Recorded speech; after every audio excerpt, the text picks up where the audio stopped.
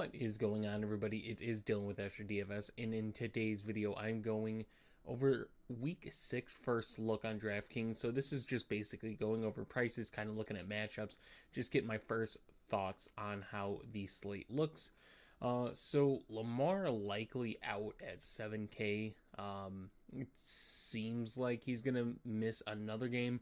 We'll definitely watch it if he is good to go.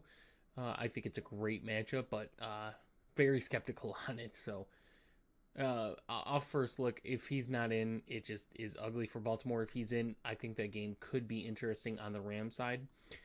Baker Mayfield 6,600 against San Francisco. I'm fine with this game if San Francisco's offense can compete against another good NFC team. This could be a really good back and forth game. Again, Dak Prescott 6,500 against Carolina. Dak Prescott is putting up some really, really damn good fantasy numbers this season.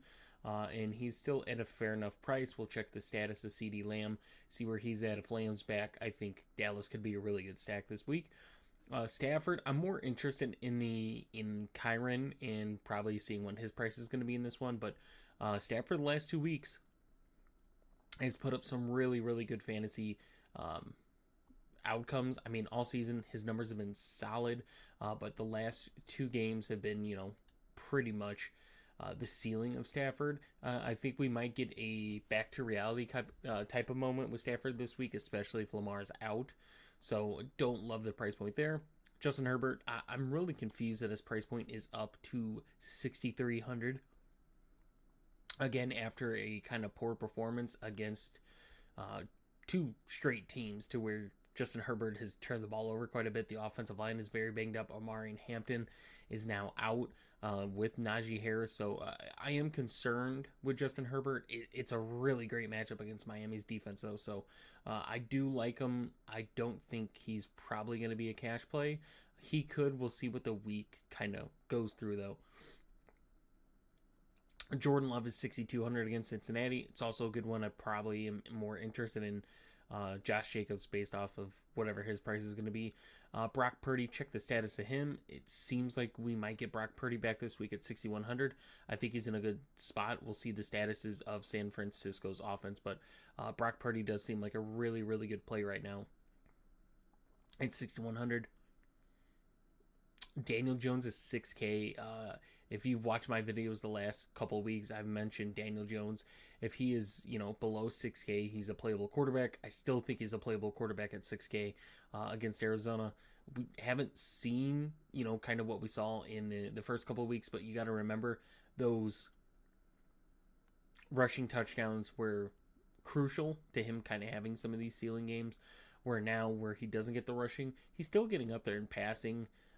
2 touchdowns last week against Vegas, but now gets an Arizona team where we'll see the status of Kyler. If Kyler's out, I probably don't like Daniel Jones as much. Drake May is interesting at 5,900 against New Orleans. Drake May has been another solid quarterback. The thing with this is Antonio Gibson is injured, so that could possibly be a +2 Drake May. It seems like they just want to keep giving Ramondre chances, but no touchdowns. But I mean, Drake May's gotten really, really consistent with passing so far this season, and he's a guy that's gotten 20 plus points in 3 games. So Drake May at his price point, I think, is a good play as well. If Brock Purdy's out, Mac Jones at 5,600 is definitely playable for me, so I like that one. Tua, probably not. Darnold, I think Darnold can be interesting. I don't love it. Rodgers against Cleveland, no. Geno against Tennessee, no. Trevor Lawrence against Seattle, no. Jake Browning against Green Bay, no. Bryce Young is 4,800. This is what I was looking for. I would watch the status of Jalen Coker. If Jalen Coker is back, it's a huge plus for Bryce Young. But I'm probably going to see what Rico Dowdle's price is, and probably interested in Rico Dowdle, but I think Bryce Young at 4,800 is probably playable this week. So, yeah, I think Drake May and then kind of the San Francisco quarterbacks is kind of who I look at first. So it's kind of where I'm at for like top plays, but we'll see how the week plays out. Obviously, things change pretty quick, so Um, wow. So I didn't think we'd get to this point, but we have a running back more expensive than Christian McCaffrey, and it's Jonathan Taylor, 8,500 against Indy, and then CMC 8,400 against Tampa. So we'll see kind of the prices of, I guess, the Chargers running backs. If we're going to get a sub 5K starting running back, probably makes it easy to play one of those guys. But we'll see. I mean, both these guys, just the volume they get, I think just makes them playable every week. But they are starting to get to the prices to where it is very, very risky to pay that price point. But if they pay off, which, Jonathan Taylor has 3 times this season, if they pay off, yeah, your lineup looks really good. But Josh Jacobs is 7,300 against Cincinnati. This one seems like another really good spot for Josh Jacobs. So I like that price point matchup. Bucky probably out. Genty's in a good spot. His price went up too much in my opinion. He should probably be around the 6,700 range again, 6,600. It's just a steep price for me in my opinion. Javonte Williams definitely surprised me last week. I mentioned I wasn't a fan of him against the Jets, and he still went out and had the best game he had all season. So the running backs are very interesting in this Dallas-Carolina game. So Javonte, 64, another Williams, 63, Kyron. So Kyron is 6,300. If Lamar's out, I do like Kyron a lot at his price point. I think I like Kyron regardless. If we're being honest at his price point. Derrick Henry's down to 6,200. Jeez.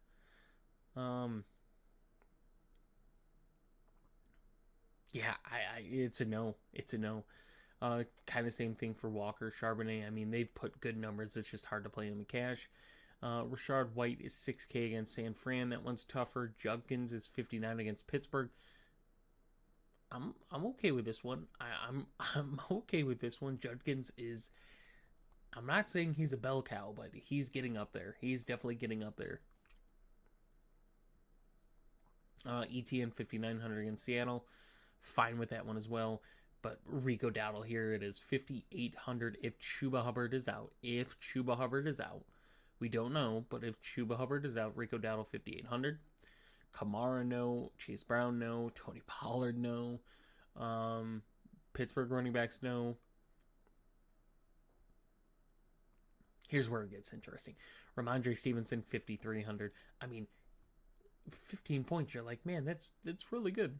At 5,300, and then you realize he had 7 rushing attempts for 14 yards and got saved because he had 2 rushing touchdowns. So, Travion Henderson.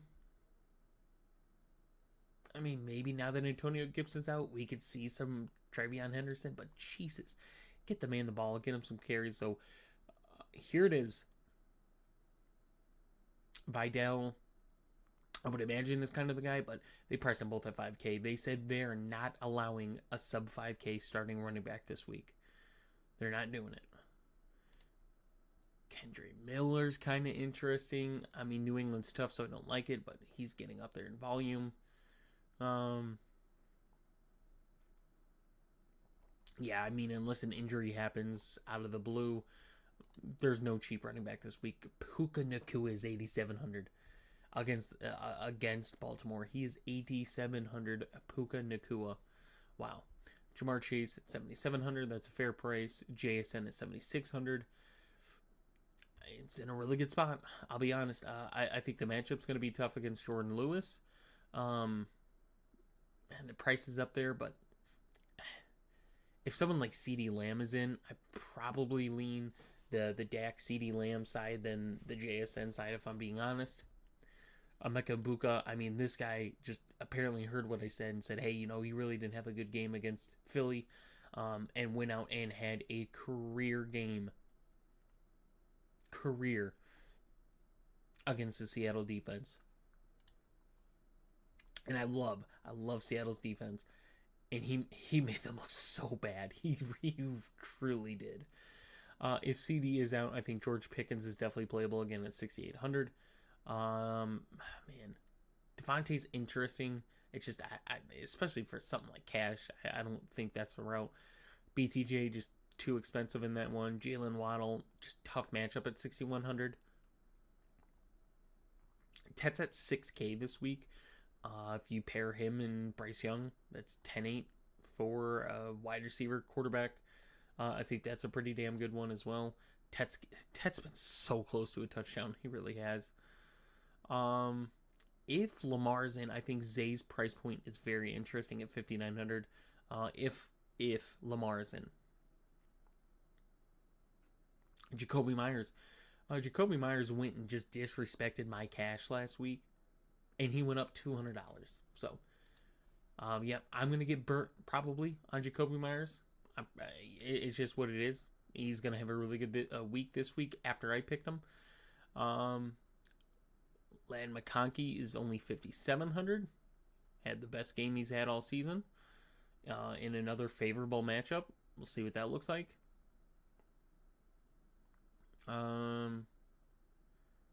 Godwin's interesting at 56. Yeah. I think Godwin could be good if you want to stack Godwin and Abuka with Baker. I think that could be a good one. DK, I'd like to say we probably stay away against Cleveland. I'd like to. Definitely looking at Ricky Pearsall if he's in. I think that's a good stacking option. Michael Pittman at 5,400. It's a good option there. Marvin Harrison Jr., just get him the ball. Just get him the ball. He's so elite. Just get him the ball. I mean, oh man, you gotta give him more targets. This is the wide receiver one for the team. Even if you don't think he's an elite guy or anything like that, this is the guy that is the number one wide receiver, not pass catcher. If you want to make the argument with Trey McBride, go for it. Wide receiver, and he is seeing 6'5", 6'10", 5. That is crazy. And you've lost 3 games, 3 close games. 2 of them are division games. So get him the ball. I don't care if it's Jacoby Brissett or not. Get him the ball. Romeo Doubs, 5,200. Christian Watson's going to be back. So I'm probably avoiding Green Bay pass catchers. Chris Olave is definitely playable at 5,100. I think, yet again, he's just going to be a PPR machine. This is his average. It's truly his average. So, Matthew Golden 5K against Cincy. Kind of funny. If pass catchers are out again, Kendrick Bourne's in a pretty good spot. But that's if Jennings and Pearsall are both out. If one of them's in, I'd probably lean that. Especially if Jennings is in, he's $200 cheaper. Trey Tucker, yet again, interesting. Travis Hunter just had a really good game. He's still just priced too high for... he just needs to be on offense all the time to really, really play. I probably lean Cooper Kupp more than I would JSN. Is just liking, but I don't like it. JSN's just got a tough matchup. He just plays amazing, so the matchup proof thing is kind of existing. Josh Downs kind of had his best game of the season, but it still wasn't good, and that's because Jonathan Taylor is a machine. Jalen Coker, if he's back, is 4,200. Like that one. Idle Miner at 3,900. I think he's definitely interesting. Isaiah Bond could be interesting at 3,700 as well, against Pittsburgh. Florida, no one truly knew who this guy was, and he popped off for 6 catches for 114 yards. Crazy. So yeah, that's kind of it for receivers. There's definitely some good tournament plays this week at the cheap price. Tight ends, we're getting the tight ends on this slate. We got McBride, we got Ferguson, we got maybe Bowers. We'll see his status. Maybe Bowers, but we get Warren, we get Kraft. Kittle still looks like he's going to be out. So yeah, McBride. We're going to get McBride and Warren. I think that's going to be a really good matchup on that game. Ferguson in an amazing matchup again at 5,300. Tucker Kraft in a really good spot at 4,700. We're getting some really good tight end plays. Hunter Henry, 4,300. This is a good bounce back game for Hunter Henry. Like I said, he is a boomer bust guy. That is what he is. I'm not joking, right? 8 targets, 66 yards. 11 targets, 90 yards, 2 touchdowns.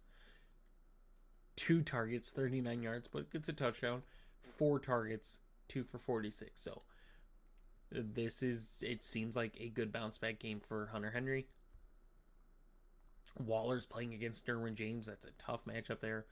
Tongas, if Kittle's still out, I think he's in a great spot at 3,700. This Barner is 36 already. Jeez. Cleveland Titans is definitely interesting. 35, 3,400. They're in good spots against Pittsburgh. Juwan Johnson I can't do with the other Saints tight ends being back.